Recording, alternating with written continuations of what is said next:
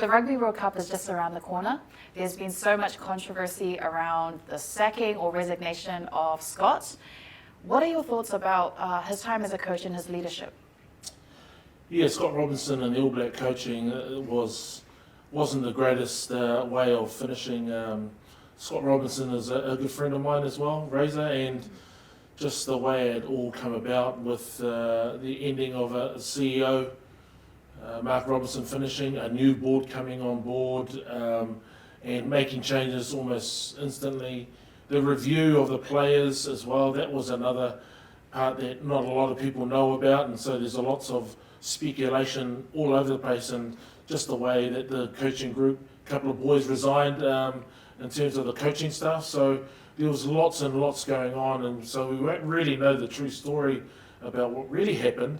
Only Razor would know that, but there's lots of different murmurs that it was really poorly done, and you really wish the best for them, but him resigning was probably the best thing for him to do.